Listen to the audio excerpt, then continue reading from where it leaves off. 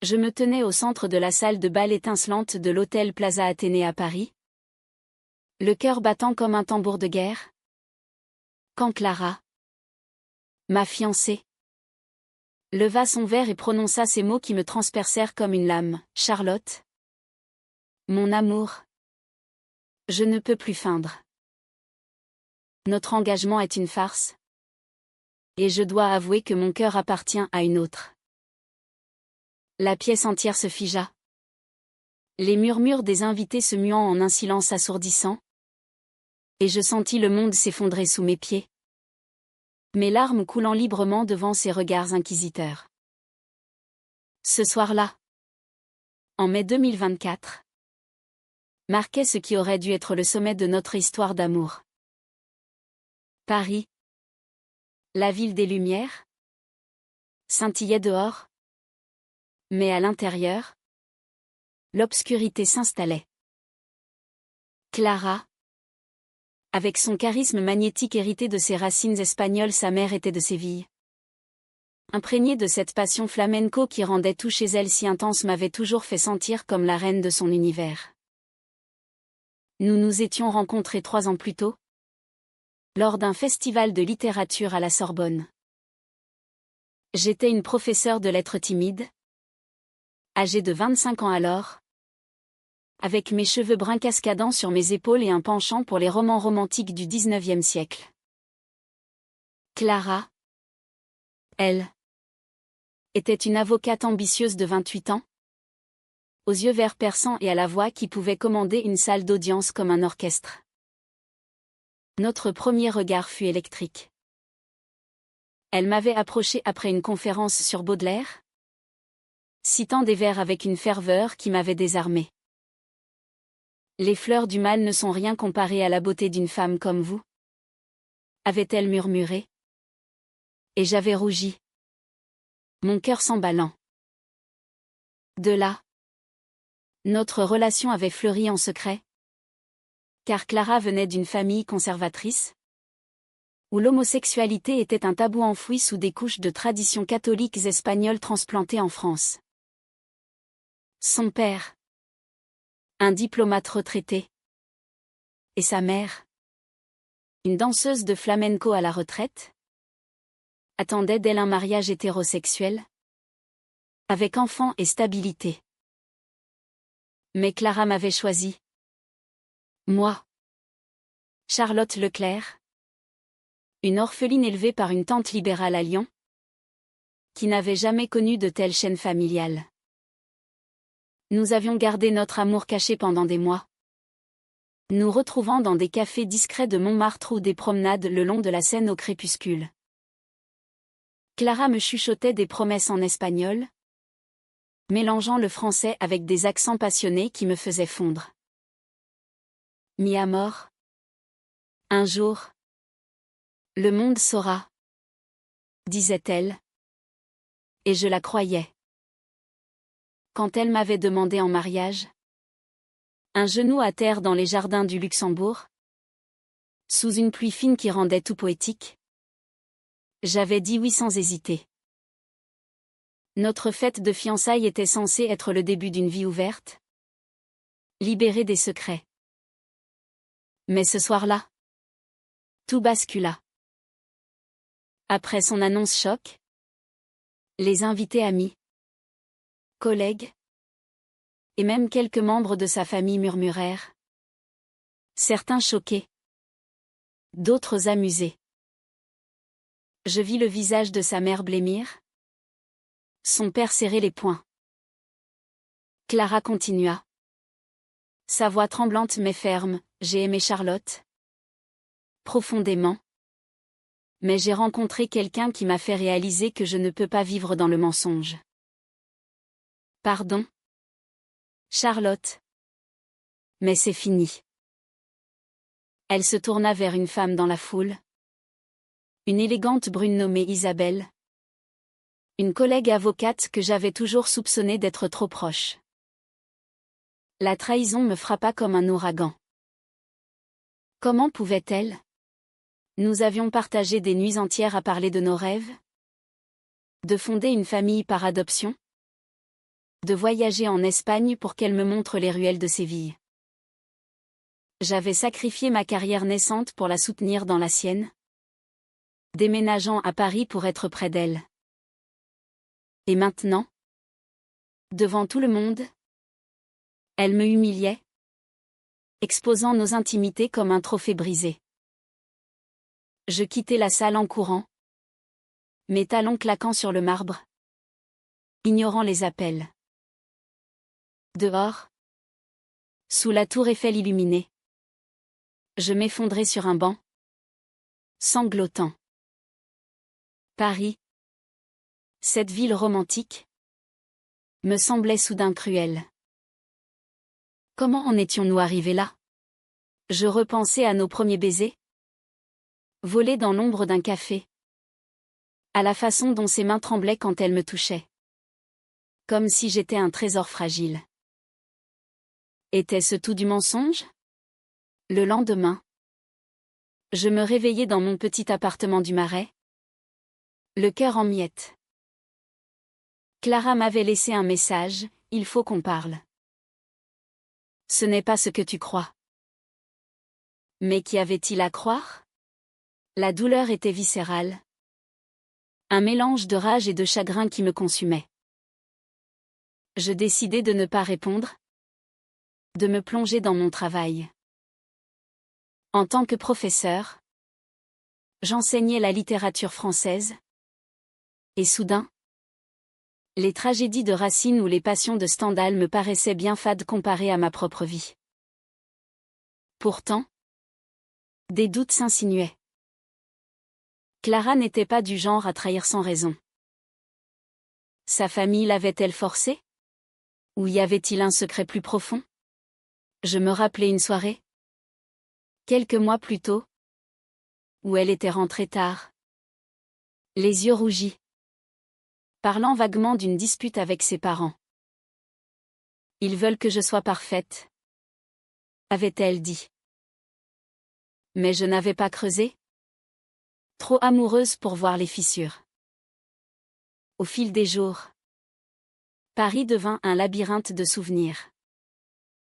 Chaque rue me rappelait Clara, le pont des Arts où nous avions accroché un cadenas d'amour, la librairie Shakespeare & Company où elle m'avait offert un recueil de poèmes.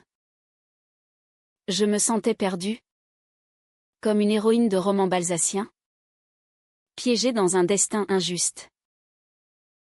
Puis, un appel anonyme changea tout. Une voix féminine, avec un accent espagnol marqué, « Charlotte, ne croyez pas tout ce que vous avez entendu. Clara vous protège. » Cherchez la vérité chez sa mère. Qui était-ce? Isabelle? Ou quelqu'un d'autre? Mon cœur s'emballa. Était-ce une manipulation? Ou le début d'une révélation? Je décidai d'enquêter. Je contactai la mère de Clara, Maria. Une femme fière aux cheveux noirs striés de gris, vivant dans un appartement haussmannien du 16e arrondissement. Elle accepta de me voir, à contre-cœur. Clara a fait ce qu'il fallait, dit-elle d'emblée. Son regard dur. Mais sous cette façade, je sentis une faille. Pourquoi, insistai-je. Elle hésita. Puis murmura, parce que notre famille cache un secret qui pourrait tout détruire. Ce secret? Clara avait une sœur jumelle, disparue il y a des années lors d'un voyage en Espagne, présumée morte dans un accident. Mais récemment, des rumeurs disaient qu'elle était vivante, impliquée dans des affaires louches. Clara, en apprenant cela, avait feint la trahison pour me protéger d'un scandale qui menaçait d'éclabousser notre vie. Était-ce vrai? Mon esprit tourbillonnait. La trahison n'était peut-être pas ce qu'elle semblait. Mais pourquoi ne m'avait-elle rien dit? La confiance brisée pesait lourd. Les jours suivants furent un tourbillon d'émotions contradictoires.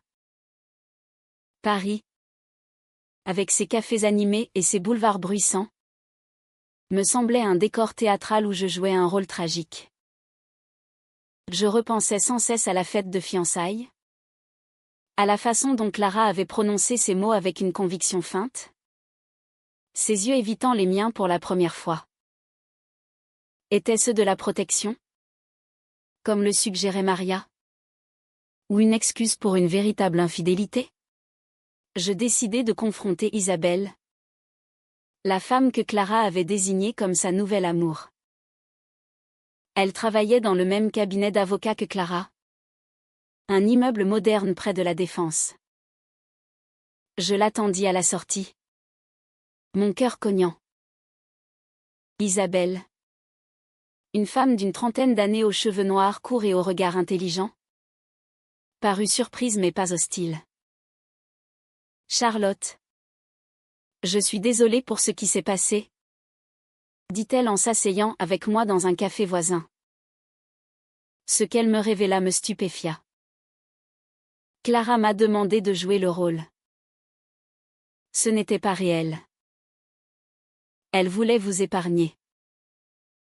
Selon Isabelle, Clara avait découvert que sa sœur jumelle, Sophia, n'était pas morte. Sophia avait fui la famille après une dispute violente, impliquée dans un réseau de contrefaçon en Espagne. Récemment, Sophia avait contacté Clara, menaçant de révéler des secrets familiaux si elle ne l'aidait pas financièrement. Clara, paniquée, avait orchestré cette humiliation publique pour me repousser, craignant que je sois entraînée dans le scandale. Pourquoi ne pas me l'avoir dit, criai-je presque, les larmes aux yeux. Isabelle haussa les épaules. Clara est fière, comme sa mère. Elle pensait pouvoir gérer seule. Mais elle vous aime toujours. Cette révélation me plongea dans un abîme de confusion. D'un côté, la rage contre Clara pour son manque de confiance, de l'autre, une compassion naissante pour sa solitude. Je me rappelais nos moments intimes, des dimanches paresseux au lit, lisant des poèmes de Rimbaud, ou des danses improvisées dans notre salon au son de guitare flamenco. Clara avait toujours été la forte, celle qui protégeait. Mais cette fois, sa protection m'avait blessé plus que tout. Je rentrais chez moi, errant dans les rues de Paris sous une pluie battante, symbole parfait de mon tumulte intérieur. Devais-je pardonner? Ou tourner la page? Mon téléphone sonna, c'était Clara. Rencontrons-nous. S'il te plaît. Supplia-t-elle. J'acceptai, le cœur serré. Nous nous retrouvâmes au jardin des Tuileries, sous un ciel gris. Clara apparut, plus vulnérable que jamais, ses yeux verts remplis de regrets. Charlotte, je suis désolée. J'ai cru bien faire. Sophia est revenue, et elle menace tout. Je ne voulais pas que tu sois impliquée. Elle me raconta tout, l'enfance en Espagne, les disputes avec Sophia, la disparition présumée. Sophia, jalouse de la réussite de Clara, avait simulé sa mort pour recommencer une vie criminelle. Je l'écoutais, partagée entre empathie et colère. Tu m'as humiliée devant tous, explosai-je. Comment puis-je te faire confiance maintenant? Clara pleura. Chose rare chez elle. J'ai eu peur. Peur de te perdre? Mais encore plus de te mettre en danger. Notre conversation dura des heures, oscillant entre accusation et aveu. Je réalisai alors la profondeur de son sacrifice, elle avait choisi de me briser le cœur pour me protéger. Mais cela avait créé un gouffre de malentendus. Et Isabelle, demandai-je. Une amie loyale? Rien de plus? Assura-t-elle. Pourtant, un doute persistait. Était-ce toute la vérité? Maria m'avait parlé d'un secret familial plus sombre. Et si Sophia n'était pas la seule impliquée? Je décidai de creuser plus profond. Contactant un détective privé. Un vieil ami de ma tante. Il confirma l'existence de Sophia. Vivant à Madrid sous un faux nom. Impliquée dans des fraudes. Mais il révéla plus, Sophia avait une liaison avec un membre de la famille de Clara. Un oncle distant. Ce qui expliquait le silence familial. Le scandale était explosif, touchant à l'inceste et à la corruption. Clara le savait-elle? Mon cœur se serra. Si oui. Pourquoi le cacher? Je confrontai Clara à nouveau. Cette fois dans notre ancien appartement. Dis-moi tout sur Sophia et l'oncle. Exigeai-je. Elle blêmit. Comment sais-tu? Murmura-t-elle. Elle avoua, elle l'avait découvert récemment. Et c'était la vraie raison de sa panique. Je ne voulais pas que tu voies ma famille sous ce jour. La trahison se muait en compréhension. Clara n'était pas une traîtresse, mais une femme piégée par son héritage. Nos racines espagnoles françaises, mélange de passion et de rigidité, avaient forgé ce drame. Je sentis une vague d'amour ressurgir, mêlée à la pitié. Mais le conflit s'intensifia quand Sophia contacta Clara directement, exigeant de l'argent sous peine de tout révéler aux médias. Clara, déchirée, envisagea de payer. Non, m'exclamai-je. Affrontons-la ensemble. Pour la première fois, Clara accepta mon aide, scellant un pacte fragile. Nous voyageâmes à Madrid, sous prétexte d'un voyage d'affaires. L'Espagne, avec ses rues animées et son air chargé de histoire, amplifia l'intensité. Nous rencontrâmes Sophia dans un café sombre de la Plaza Mayor. Elle ressemblait trait pour trait à Clara, mais avec une amertume gravée sur le visage. Tu as tout eu, sœur. Pendant que j'errais, cracha-t-elle. La confrontation fut explosive. Sophia révéla des détails sordides sur l'oncle, accusant la famille de l'avoir abandonné. Clara, larmes aux yeux, défendit, nous t'avons cherché.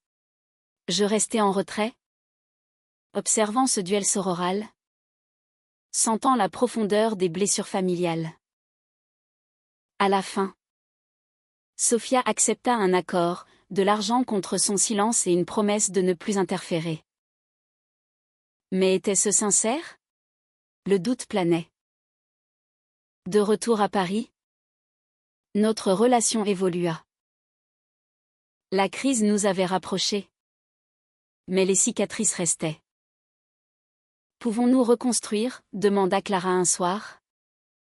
Au bord de la Seine. Je hochai la tête, mais avec réserve. Le chemin serait long. Les mois suivants furent une danse précaire entre guérison et rechute.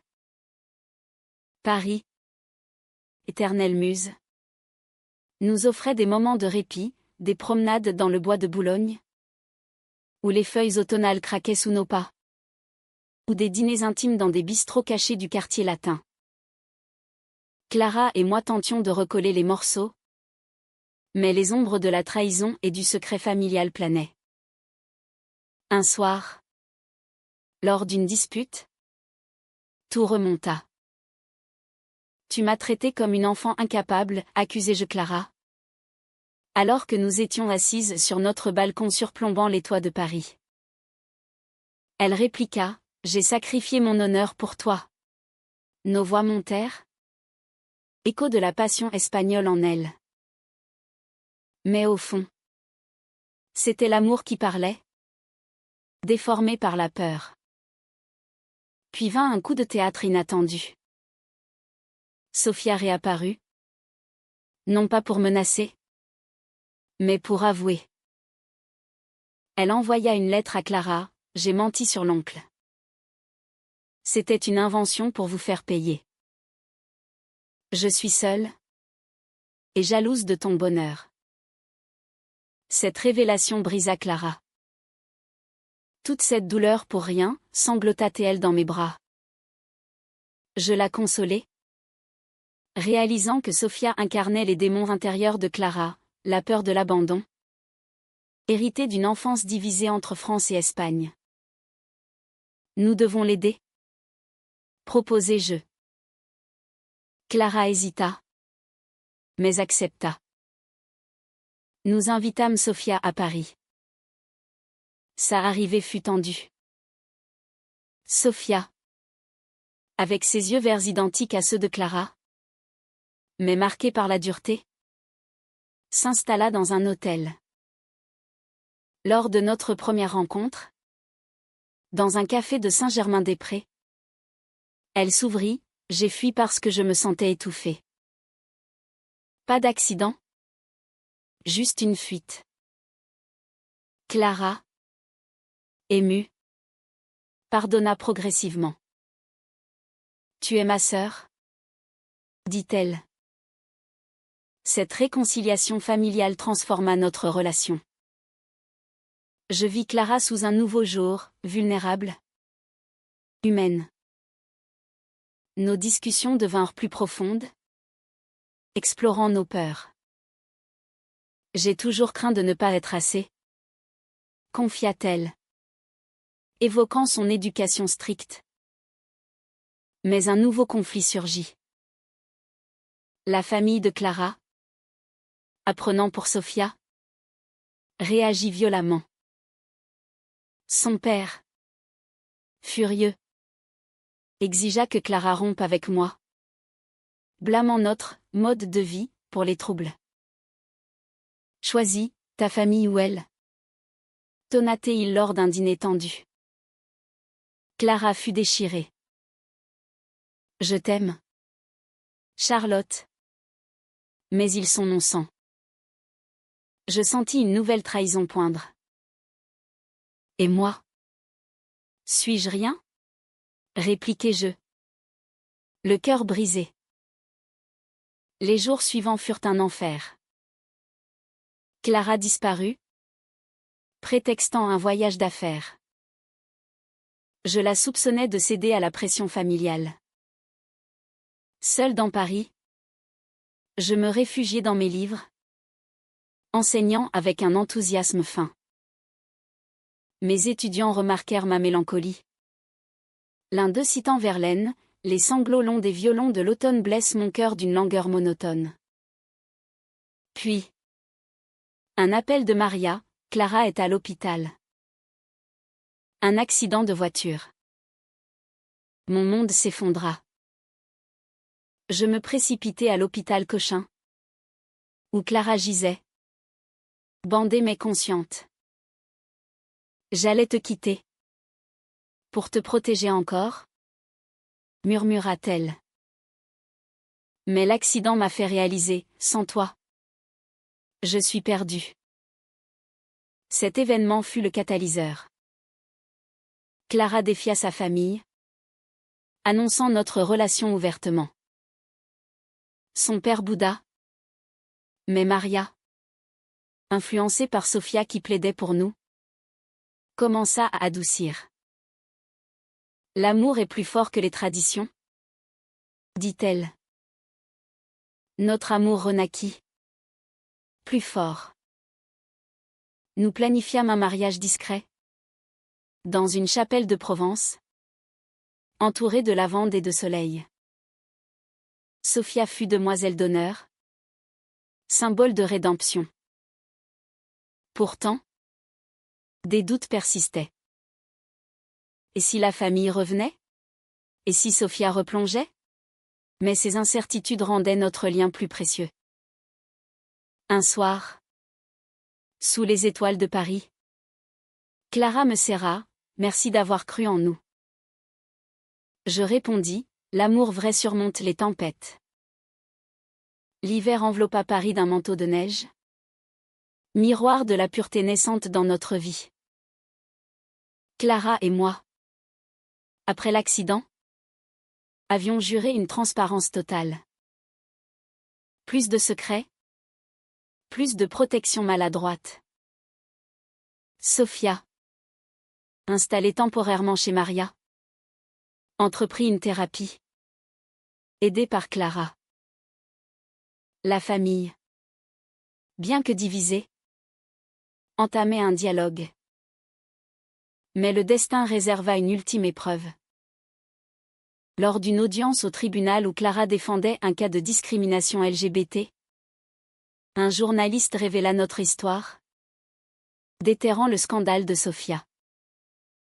Les médias s'emparèrent, l'avocate lesbienne et le secret familial espagnol. Clara fut harcelée, son cabinet menacé. Je la vis craquer pour la première fois. Tout est ma faute, sanglota-t-elle. Je la soutins, non. C'est notre force. Affrontons ensemble. Nous donnâmes une interview commune, transformant le scandale en plaidoyer pour l'acceptation. L'amour n'a pas de genre, et les familles guérissent. Déclarai-je. L'opinion publique bascula, nous rendant héroïnes malgré nous. Sophia, touchée, avoua publiquement ses erreurs, libérant Clara. La famille se réunit enfin.